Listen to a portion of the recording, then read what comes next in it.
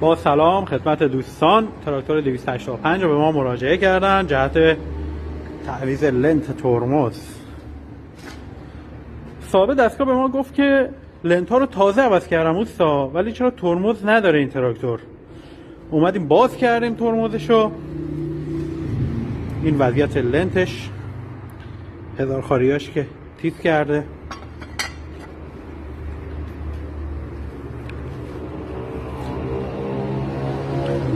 لنت این طرف من واسش عوض کردم، دنده قفل دیفرانسیل هم که نبسته اوستا. فکر کنم چون سنگین بوده به خاطر اون بازش کردین و نذاشته ترجش. خب من لنت این طرف عوضش کردم. این ریگلاژ ترمز ببینید، ریگلاژ کلا اومده بالا، خیلی عالی شد. این استادمون لنت ها رو عوض کرده، زحمت رو کشیده، کار رو انجام داده، ولی یک کار رو انجام نداده، خلاصی لنت ها رو نگرفته. چون تراکتور مدل پایینه باید خلاصی لنت ها رو بگیری.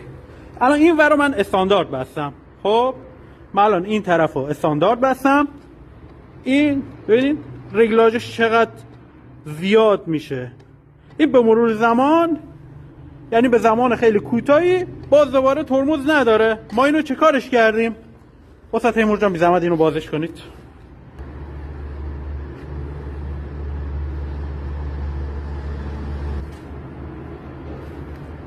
چون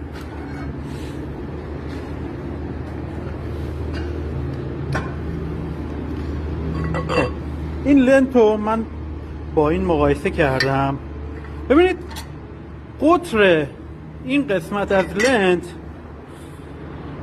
چقدر بیشتره نسبت به این، و به هزار خاری هم شما اگه توجه کنید ببینید دیگه تیز کرده.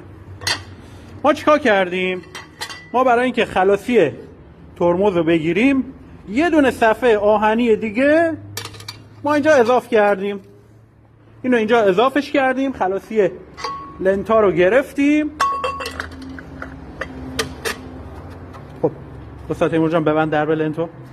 این قسمتی که تراش دادم رو به دوستان نشون بده. این قسمتش هم یه تراش کوچولو دادیم، چون لنت ها یه خورده کلوفتر میشه. اینجا رو باید یه کوچولو تراش بدی که مچ بشه با لنت. خب درب لنتو بستیم، اهرم ریگلاژ رو ببینید دیگه جای اضافه برای ریگلاژ نداره. این ترمز حداقل 10 سال راحت میتونه کار کنه با این وضعیت. با تشکر، تمرینگاه تراکتور ابراهیمی.